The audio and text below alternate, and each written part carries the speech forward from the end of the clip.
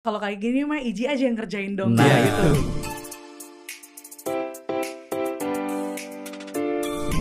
Hai, selamat datang di podcast Wartech ACS Group, Warung Teknologi ACS Group bersama saya Angel Ginting. Nah, kita tahu sekarang bahwa kita ada di era industri 4.0 di mana setiap organisasi perusahaan, mau yang kecil ataupun besar itu sudah mulai investasi ke teknologi informasi. Nah, kita hari ini akan membahas nightmare atau mimpi buruk dari teman-teman IT dalam menjaga investasi tersebut.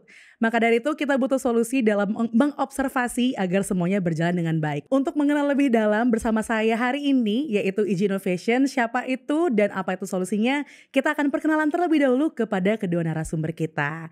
Halo. Hai. Halo. Di sini ada Bapak dan Mas. Mungkin kita perkenalan dulu ya. Dari Mas Ilham mungkin, silakan Mas. Ya, dengan saya sendiri Ilham Juliansyah sebagai Technical Consultant dari Iji Innovation Indonesia. Lalu juga ada rekan saya Henry Tahapari untuk Sales Manager dari Iji Innovation.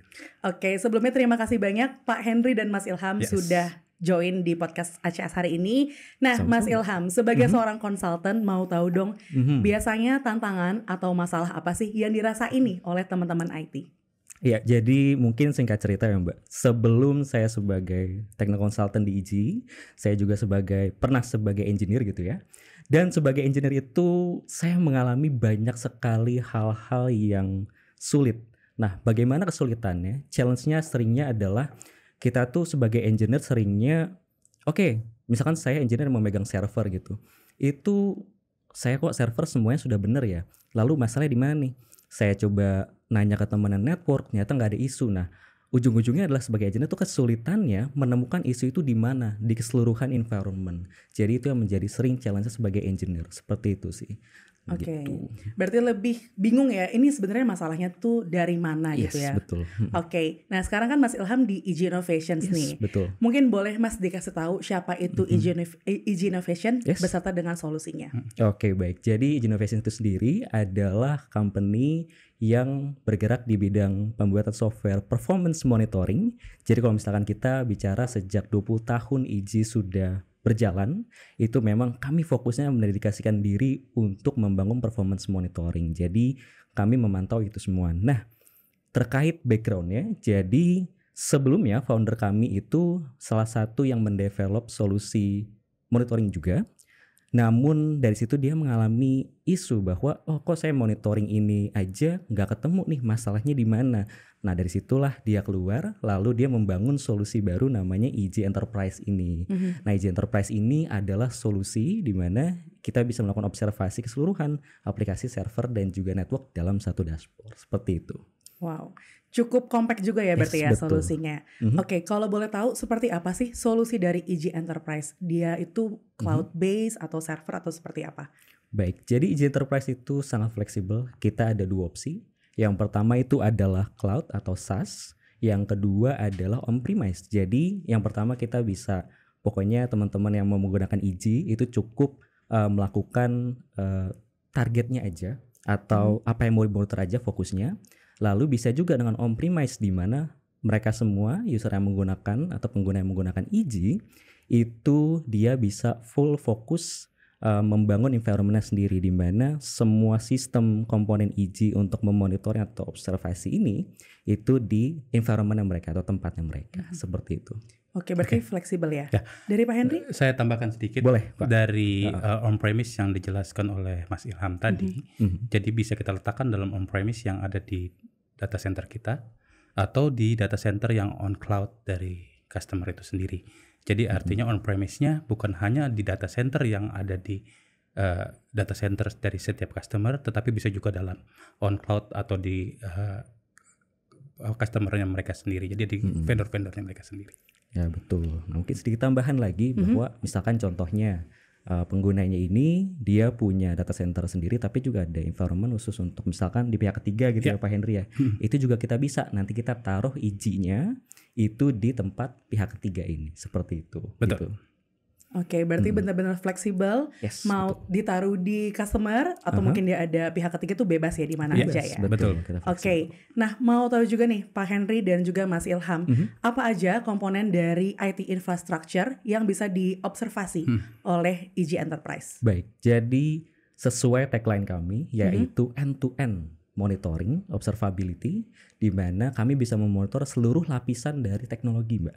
Jadi kita bicara aplikasi, kita bicara server, kita bicara network, semua dapat kita pantau dalam satu dashboard yang sama. Tujuannya apa? Tujuannya supaya tidak ada lagi finger pointing, tidak ada lagi kesulitan dalam menemukan root cause itu sebenarnya di mana. Jadi katakan misalkan aplikasi saya lambat. Loh, aplikasi lambat mungkin dengan tools-tools pada umumnya mungkin mereka harus cek satu persatu dulu ke yang jaringan, lalu ke yang misalkan bagian server, baru nanti ketemu oh ternyata masalah di sini. Di fix gitu ya, di troubleshooting.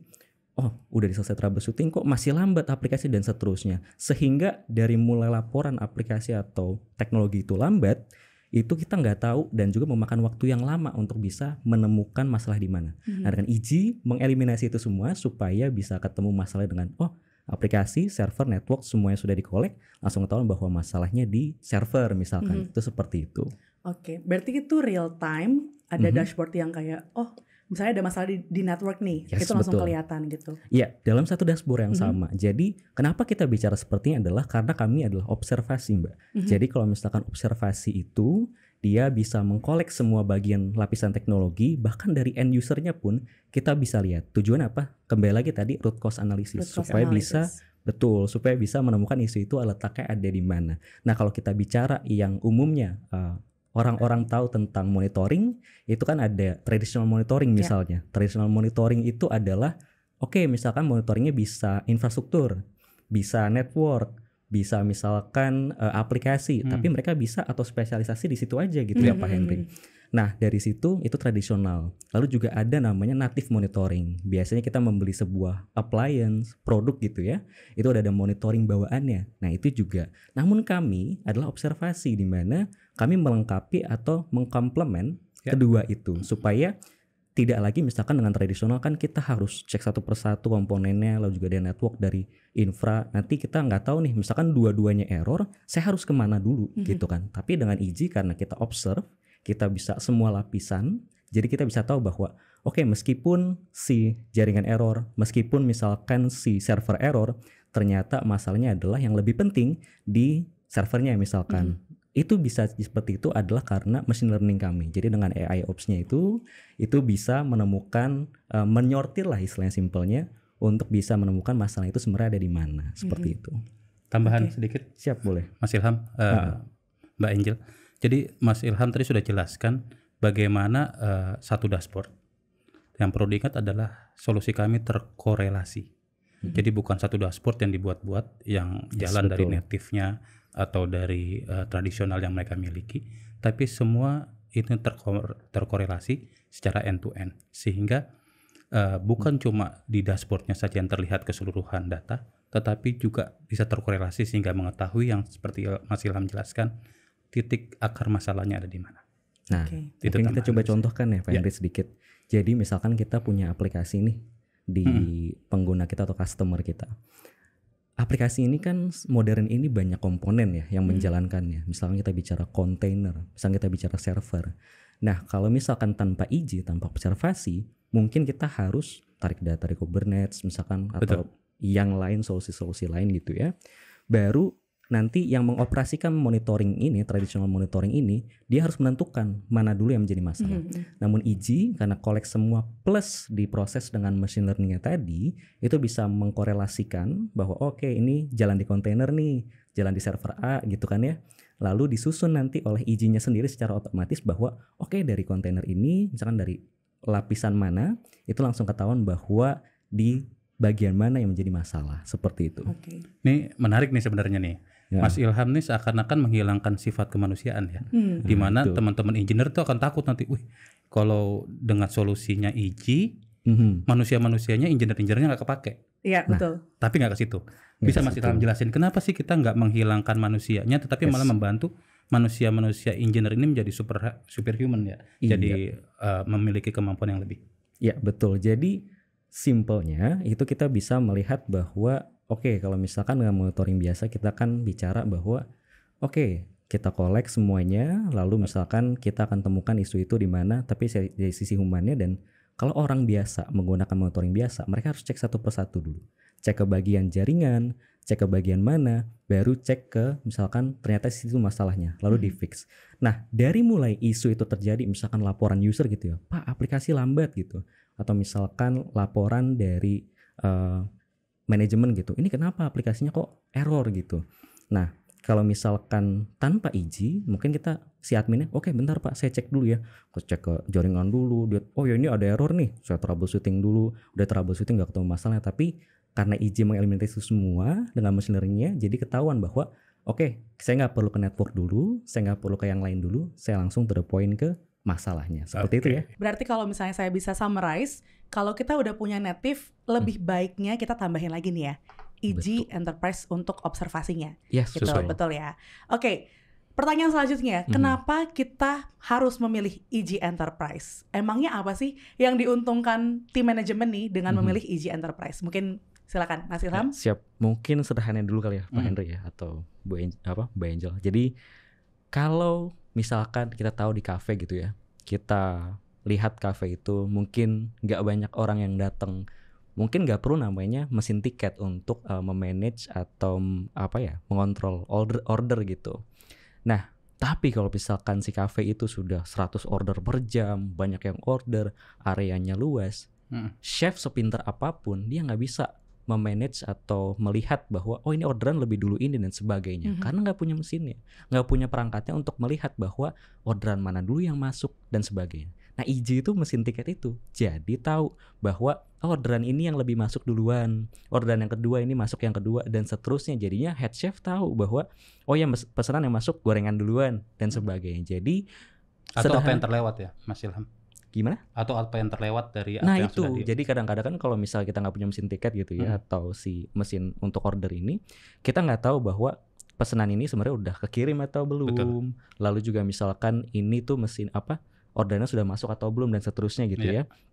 Nah, karena ada mesin ini, jadilah kita bisa tahu bahwa orderan yang masuk, orderan yang sudah terkirim, orderan yang sudah dipesan dan sebagainya, semuanya sudah bisa terkontrol dalam satu tempat yang sama. Nah, EG itu seperti itu kalau di IT.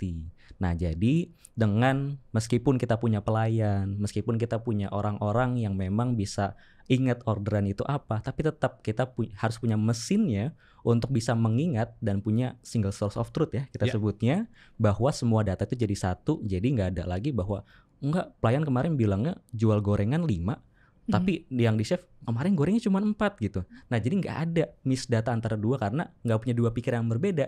Pikirannya jadi satu tempat di mesin ini. Nah, EG juga sama. Kalau misalkan di IT, tim jaringan punya sendiri, lalu juga misalkan tim infra punya sendiri, server-server gitu ya. Nah, mereka punya sendiri masing-masing. Biasanya kalau nggak ada EG, perdebatan bahwa enggak, servernya sehat gitu. Tapi tim jaringan juga nggak mau disalahin kalau aplikasi lambat. Oh enggak, jaringan saya sehat juga, bandwidth-nya bagus, interface-nya bagus, dan sebagainya. Teknisnya gitu ya, yang bagus-bagus banget. Mereka nggak ada yang mau mengakui bahwa oh iya orderannya kemarin kurang segini, atau saya yang salah nginget orderannya gitu. Tapi kalau di EG, karena semua terrecord bahwa di satu tempat gitu ya, dan diproses oleh satu tempat yang sama yaitu EG Manager, jadi kita bisa lihat bahwa oke, dari semua ini yang benar yang mana? Apakah si jaringan, server, atau si aplikasi gitu. Seperti itu. Tambahan Mbak, Mas Ilham melihat dari sisi bagaimana EG melihat dari pain point ya, mencari root cause atau akar masalah. Mungkin Mas Ilham juga bisa tambahkan sedikit bagaimana tim manajemen itu bisa mengetahui rencana kedepannya apa sih harus dibikin, atau lebih ke sizingnya nanti. Nah, betul. Jadi karena kita sudah jadi satu tempat gitu ya untuk menyimpan semua data ya Pak Henry ya. Ibaratnya tadi kafe lagi ya, bahwa dengan satu mesin itu kita sudah tahu bahwa orderan masuk si hari ini tuh berapa. Berapa gorengan yang terjual, berapa misalkan kue-kue yang terjual, berapa minuman yang terjual. Semua itu kan tersimpan di mesin tadi. Nah, karena sudah disimpan di mesin tadi, kita bisa keluarkan data dari satu mesin ini. Nggak perlu kita keluarin data dari misalkan mesin kopi, atau misalkan kita keluarkan data dari orang yang mengoperasikannya gitu, bahwa kemarin bandwidth berapa sih, dan seterusnya, misalkan seperti itu gitu ya. Jadi kita rely atau mengandalkan mesin saja untuk kita bisa tahu bahwa kira-kira ke depannya berapa. Karena misalkan tadi dengan mesin tadi, oke, orderan masuk sehari ini gorengan 5, misalkan kopinya 5, lalu tapi kuenya nggak terlalu laku, misalkan cuma 2 yang terjual. Nah, itu kan bisa sizing buat besok. Oke, besok berarti nyetoknya itu cuma 2. Nah, IJ pun sama kalau misalnya di IT. Karena semua sizing, semua data sudah jadi satu tempat di IJ tadi gitu ya Pak Henry. Jadinya kita misalkan mau sizing, kita ada fitur namanya reporting. Jadi semua data yang tersimpan itu bisa kita keluarkan via report ini. Mau itu kita bicara data jaringan, mau itu kita bicara data server, aplikasi. Betul. Semua jadi satu tempat. Dan mau kita keluarkan data terkait jaringan atau apapun yang sudah kita pantau dengan IJ, itu tetap bisa. Jadi cukup satu tempat, tidak perlu misalkan ekspor dulu untuk jadi misalkan data yang harus diproses, diedit lagi. Dan umumnya gitu ya, kita bicara di berbagai pengguna gitu, di tim IT, itu kan mereka harus ngelapor ya ke manajemen. Minta apa, kebutuhannya apa. Keuntungannya apa. Pak saya misalkan, Pak saya mau nambah server. Manajemen biasanya nanya, kamu nambah server buat apa? Justifikasinya ya. Betul, memang kebutuhan untuk apa? Nah, kalau tanpa IJ kan ya mungkin harus di capture dulu, di screenshot dan sebagainya, data manual gitu. Nah, karena IJ terlepas dari perangkatnya apapun itu, yang di IT kita sudah punya datanya, kita tinggal keluarkan reportnya dan reportnya ready ya sebagai PDF. Jadi mudah digunakan, nggak perlu diproses lagi. Seperti itu. Mantap. Jadi kalau misalnya dari reportnya tadi itu udah langsung PDF, ada table-table, hanya table. Atau jadinya tuh seperti apa Mas? Boleh kasih gambaran nggak? Betul PDF dan isinya bisa dengan template yang sudah kami punya atau bisa dikustomisasi lagi. Bisa diubah-ubah misalkan saya mau bikin report nggak hanya tentang jaringan, tapi misalkan jaringan plus misalkan aplikasi paling depan gitu ya. Nah dengan itu jadinya saya tambahkan si komponen jaringan, saya tambahkan si komponen web tadi yang paling depan. Saya satukan jadi report, nanti langsung kita keluarkan sebagai PDF. Tanpa IJ kan, ya ampun, harus dikeluarin dulu dari data misalkan traditional monitoring yang infra gitu ya. Terus nanya lagi ke tim sebelah, Pak izin dong minta data web. Oh ya ntar ya, 3 hari, 5 hari nggak ada respon. Oh ya saya lupa gitu, pasti follow up lagi. Kan sering gitu ya. Jadinya aplikasi seberapa banyak yang menghit, seberapa banyak yang mengakses gitu kan ya. Dan itu semua jadi satu tempat, nggak perlu kita pindah ke divisi mana, nanya lagi dan beda-beda lagi, ngurusin perbedaan orang-orang ini yang mana ada yang sibuk ini, ada yang sibuk itu kan, aduh harus nunggu. Nah dengan IJ jadinya satu tempat, akses langsung semua bisa gitu. Wah, kalau kayak gini mah IJ aja yang kerjain dong. Nah itu dari reportnya, dari troubleshootingnya, betul.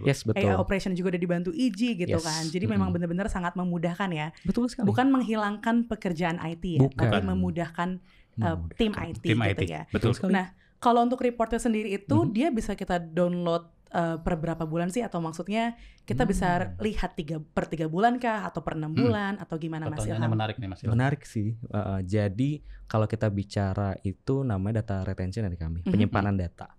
Nah itu bisa disesuaikan dengan kebutuhan usernya. Misalkan di perusahaan saya harus menyimpan data sampai 1 tahun gitu ya. Nah itu bisa kita set bahwa penyimpanan data 1 tahun ya. Nah data 1 tahun yang tersimpan ini kita nanti bisa pilih. Misalkan saya mau ngeluarin data yang dari bulan Januari sampai bulan Maret gitu. Nah itu kita tinggal pilih aja di fitur reporting kami, pilih komponennya, yaitu misalkan saya mau pilih jaringan gitu ya, router apa. Nah nanti di situ saya tinggal pilih waktunya, timelinenya, itu kita set selama Januari sampai Maret tadi. Nah saya pilih export sebagai PDF, langsung keluarkan PDF-nya. Lebih bagusnya lagi, kalau sudah keluar PDF-nya itu, misalkan saya mau bikin otomatis deh. Kan ini nanya misalkan si bos nih, misalkan nanyanya laporan itu setiap minggu gitu kan. Nah saya bikin misalkan di IJ ada namanya scheduling. Jadi reporting itu bisa saya langsung konfigurasikan supaya bisa langsung kirim setiap minggunya, langsung ke alamat email mana, langsung ke target divisi mana dan seterusnya. Jadi pekerjaan itu nggak perlu setiap hari Jumat sore misalkan jam 3 saya harus buka semua router. Sibuk semua ngerjain report supaya pas Senin pagi besoknya udah ready semua. Itu udah nggak perlu, udah otomatis semua gitu. Nah lebih menariknya lagi Mas Ilham, bila mana terjadi suatu kendala di suatu waktu yang mungkin terlewat dari teman-teman IT. Betul. Nah, IJ pun dapat melakukan rolling back ke belakang. Mungkin bisa dijelaskan Mas. Betul. Jadi kan karena semua datanya sudah jadi satu tempat dan tersimpan rapih gitu ya. Jadinya kita tahu, misalkan ada laporan dari user, Pak aplikasi saya lambat, tapi kejadiannya 3 hari yang lalu. Betul. Kita tolong dicek dong. Nah di IJ karena data sudah tersimpan, nanti kita bisa lihat dari reportingnya tadi, akses website misalkan selama 5 hari ke belakang. Nanti dengan itu di reportingnya itu ada fitur untuk filter. Oke, misalkan tadi user yang melaporkan adalah IP-nya 192.168 sekian. Lalu juga dia datangnya username-nya misalkan atas nama user A gitu kan. Nah, si user A ini dengan IP sekian saya filter, saya sort gitu ya, saya susun bahwa oh ternyata betul 3 hari yang lalu terjadi transaksi di web ini dengan user yang melaporkan ini. Dan di situ saya bisa klik melihat bahwa oh ternyata masalahnya si user ini ketika kemarin terjadi isu itu adalah misalkan servernya gitu. Ketika dia mengakses server yang berbeda. Nah, itu semua terrekord rapi dan saya bisa langsung ekspor itu sebagai PDF supaya saya bisa laporkan kepada misalkan tim internal bahwa Pak, mohon izin kemarin ada user yang lapornya 3 hari yang lalu nih, itu ada masalah. Nah, ini masalahnya kemarin karena server Bapak di bagian aplikasi gitu. Betul. Nah, kita tinggal ngasih tahu ke usernya, si pengguna aplikasi ini kan, bahwa mohon izin, misalkan Pak atau Bu, ini kemarin sudah kami temukan masalahnya karena aplikasinya, sudah kami sampaikan ke tim terkait, jadinya sudah diperbaiki. Mungkin kalau misalkan ada hal-hal lain atau experience lain atau isu lain bisa sampaikan lagi ke kami. Kan jauh lebih enak daripada ya Bu sebentar saling ya. Tunjuk kan. Iya saling tunjuk atau enggak misalkan bentar ya saya cek dulu. Cek 3 hari ngilang, pasti tanya follow up lagi nggak ada gitu ya. Pusing jadinya. Betul, gitu. betul. Jadi mempermudah itu. Oke, berarti kalau misalnya tadi ada beberapa poin yang bisa bisa saya tangkap gitu ya.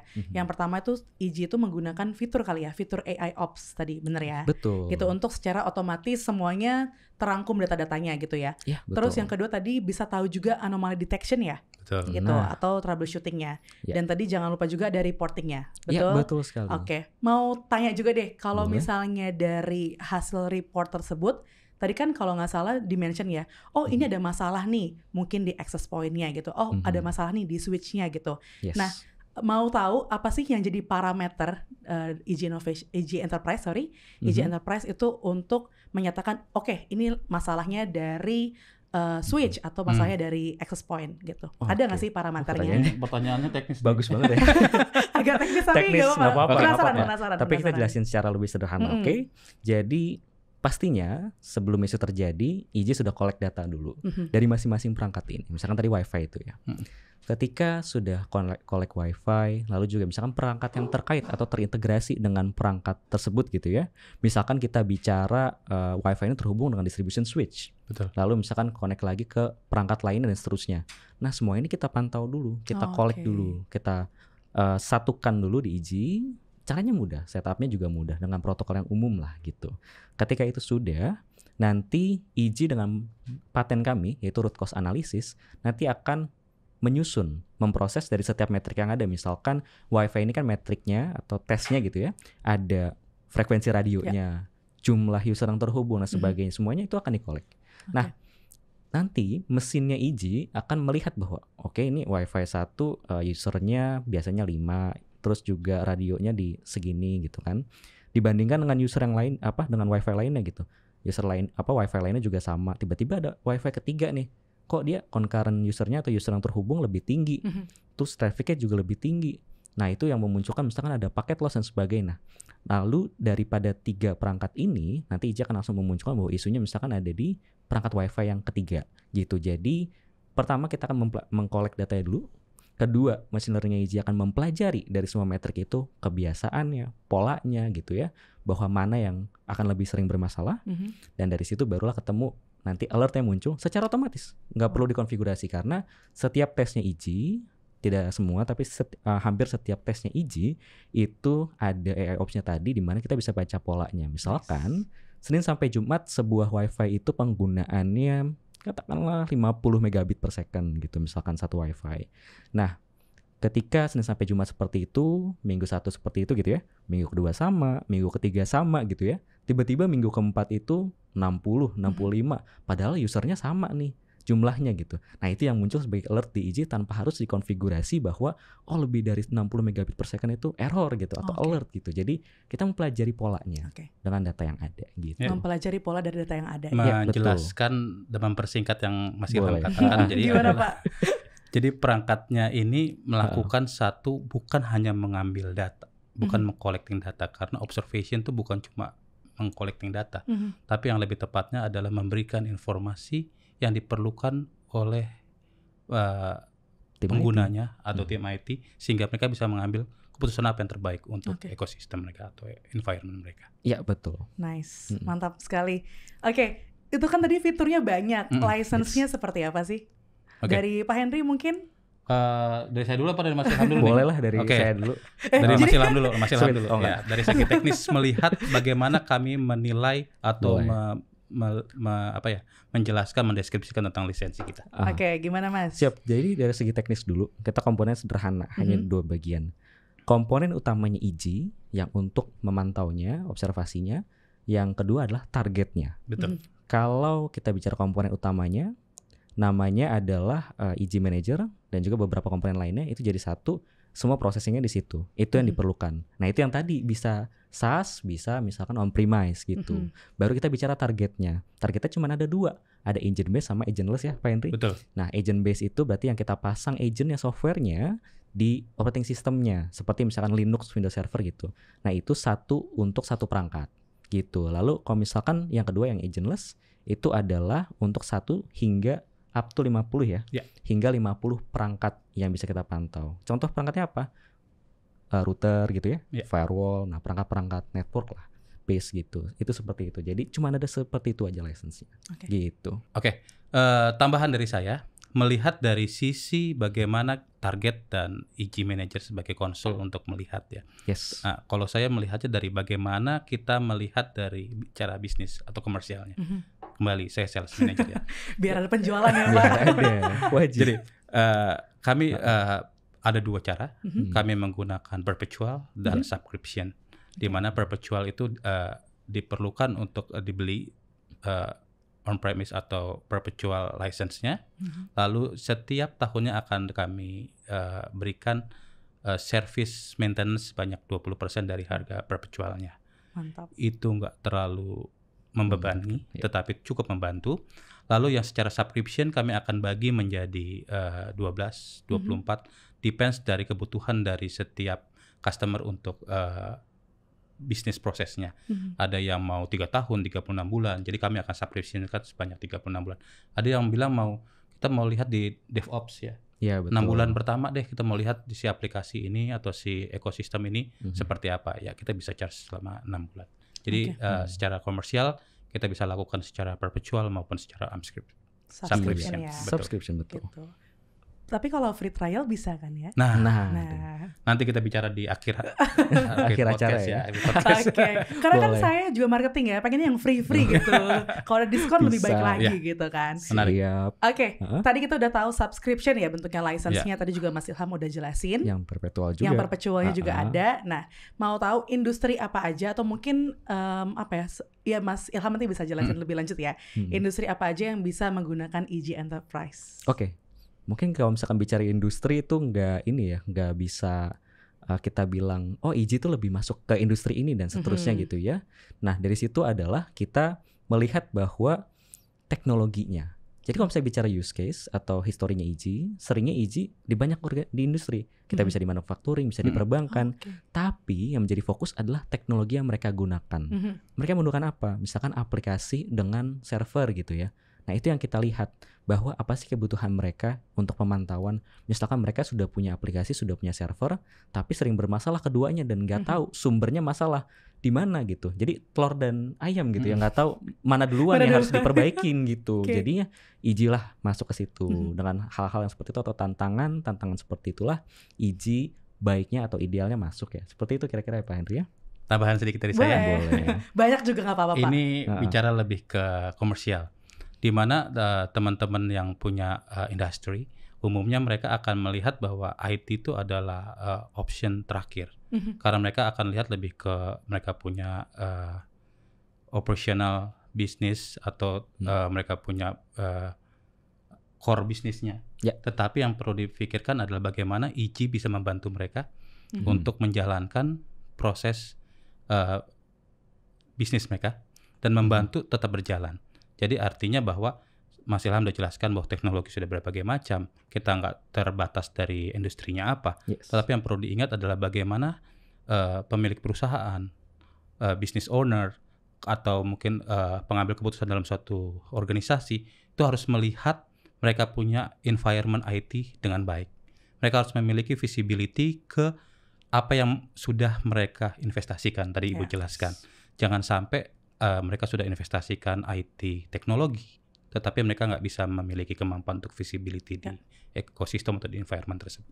Oke, berarti kalau tadi dari industri itu lebih tepatnya ke teknologi yang dipakai ya Mas? Yes. Jadi semua industri, mau itu yang profit ataupun non-profit, itu bisa banget pakai EG Enterprise, betul ya? Betul. Gitu. Oke, terakhir, kalau misalnya perusahaan atau organisasi ya, ingin mengimplementasikan EG Enterprise, harus mulai dari mana? Harus mulai dari kontak ACS ya. Gitu. Itu simple way ya. Simpelnya gitu aja. Jadi rekan-rekan yang mungkin yang tertarik dengan EG Enterprise bisa langsung hubungi rekan-rekan di ACS. Nanti rekan-rekan ACS yang akan membantu profiling awal dulu mungkin ya Pak Henry. Baru nanti dari situ tim ACS biasanya bekerja sama dengan kami untuk mendampingi Anda mengimplementasikan solusinya gitu. Jadi tahapnya gitu dulu. Ya. Ingat nih tadi yang Mbak Angel bilang. Apa tuh Pak? Free boleh nggak sih? Oh iya. Ya. Free dengan requirement yang seperti Mas Ilham jelaskan. End user, partner akan konsultasi dengan tim ACS, menyiapkan tadi profiling awal. Yes. Betul. Lalu ada juga untuk syarat-syarat apa sih yang harus dipasang lebih dahulu. Iya, betul. Nanti mungkin Mas Ilham akan jelaskan sedikit mungkin apa sih yang harus disiapkan sedikit. Jadi sedikitnya adalah kita biasanya mengirim sejenis form kepada yang mau memasang teknologi kami. Nah di form itu nanti kami minta tolong untuk diisikan teknologi apa saja yang digunakan, aplikasinya, servernya, lalu juga misalkan networknya dan berbagai yang kita support lainnya. Ketika sudah diisi, nanti tim kami dari IJ akan mengevaluasi step by step atau setiap teknologi yang digunakan bahwa misalkan aplikasi ini kita bisa support observasinya seperti ini loh gitu. Nanti baru dari situ kita sama-sama bangun untuk observasinya seperti ini ya. Nanti dari situ baru kita bisa set mungkin kita bisa bantu untuk POC ya kita sebutnya. Lalu apa sih Mas yang dibutuhkan selain formnya tadi ya? Nah, jadi apakah perlu bangun physical server sendiri atau apa? Nah, kalau misalkan menggunakan opsi SaaS kami yang di cloud, software as a service kami itu cukup mempersiapkan targetnya aja dan juga jaringannya. Istilahnya targetnya mau monitor apa, diobservasikan apa, lalu juga jaringannya itu protokol yang diperlukan oleh IJ, lalu juga misalkan port-portnya gitu ya. Betul. Itu dibukakan. Nah, kalau yang on-premise agak sedikit beda. Nah, kita siapin perangkat khusus untuk kami sebutnya EG Manager-nya ya. Jadi nanti kita akan request minta tolong buatkan virtual machine atau misalkan server khusus untuk menjalankan EG kami dan juga database-nya. Seperti itu. Gitu sih. Ya. Jadi sudah didapat ya Mbak. Jadi selain mengisi form yang tadi, lalu juga mempersiapkan infrastruktur yang dibutuhkan seperti virtual machine dan perangkat atau networknya yang dibutuhkan bila menggunakan SaaS. Ya, betul sekali. Nah, free, free. Kami akan bantu end user, customer untuk lihat benefit apa sih yang bisa didapat dari menggunakan EG. Dan kami berharap customer dari ACS atau mungkin rekan-rekan yang lain bisa mengetahui function dan benefit dari EG Innovation. Ya, betul. Siap, jadi kalau ditanya mulai dari mana? Mulai dari ACS. Mulai dari betul sekali tentunya. Oke, thank you Mas Ilham dan juga Pak Henry untuk waktunya hari ini. Jadi kita udah sama-sama Mbak. Siap. Nanti mungkin lain kali kita ada solusi baru lagi dari EG Enterprise. Boleh nanti main lagi ke sini ya Pak. Baik. Siap. Oke. Itu tadi obrolan kita bersama dengan Mas Ilham dan juga Pak Henry. Hari ini kita belajar gimana tahu solusi observasi dari EG Enterprise. Seperti itu tadi juga udah banyak banget yang dijelasin. Kalau ada bentuknya itu ada dua, yaitu cloud dan juga on-premise. Betul ya. Dan kalau misalnya dibilang fiturnya apa aja, fiturnya nggak kalah keren, nggak ada yang nggak keren sih sebenarnya. Ada AI operation, terus kita juga bisa tahu troubleshooting, dan pastinya ada reportingnya juga gitu ya. Kalau untuk masalah license-nya gimana? Untuk masalah license-nya tadi Mas Ilham juga udah ngejelasin, ada EG Manager. Kalau tadi dari Pak Henry, poinnya itu ada yang perpetual dan ada juga yang subscription gitu. Jadi sesuai dengan kebutuhan ya Pak ya? Betul. Sesuai dengan kebutuhan gitu. Dan pastinya semua solusi dari EG Enterprise ini akan mempermudah teman-teman IT. Jadi nggak perlu lagi begadang-begadang, nggak perlu lagi untuk lama-lama nightmare-nya hilang deh pokoknya gitu. Dan bagi Bapak Ibu yang masih kepo-kepo ataupun mau tanya-tanya terkait dengan solusi dari EG Enterprise, jangan lupa untuk hubungi ACS Group di nomor ataupun di sosial media yang tertera di layar kaca Bapak Ibu sekalian. Dan kita akan bertemu lagi di podcast selanjutnya. So see you on the next podcast. Bye. Bye.